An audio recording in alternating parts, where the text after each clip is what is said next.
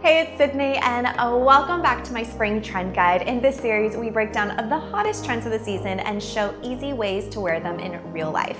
If you don't already, make sure to subscribe because there's a new episode every Thursday, and today we're talking Fringe.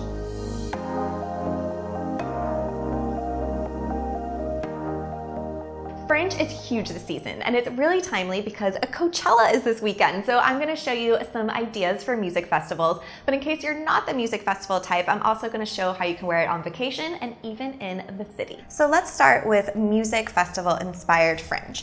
So when I'm inspired by a music festival like Coachella, then I want to do a retro vibe. So this crochet top screams 70s style with the fringe bottom, and then on top I layered a fringe kimono. What I really love about the fringe kimono is, as you'll see in a later outfit, you can wear it in your everyday life too. So it's not just for music festivals. But since we're talking Coachella inspired right now, I paired it with little denim shorts and these booties that I think I've worn to Coachella for the past 4 years.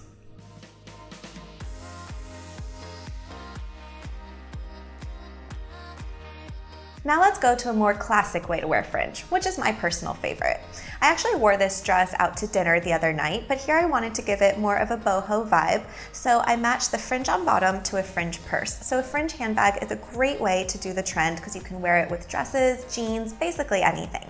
On bottom, I added an extra layer of fringe with these fringe sandals. So this is a way to wear the dress for a more casual dinner, but again, you can wear it with heels like I did the other night. If you're more of a city girl, a great way to do fringe is with denim. You could do a pair of jeans with a fringe hem or a denim skirt like mine that has fringe on bottom. I did a black skirt, so to give it more of a city feel, I just paired it with a black tank if it's really warm out. Of course, you could add a jacket if it's cooler where you live. And then I brought in the fringe bag from the last outfit and just wore it as a crossbody. Then on bottom, I did some mules, which are a big trend for spring.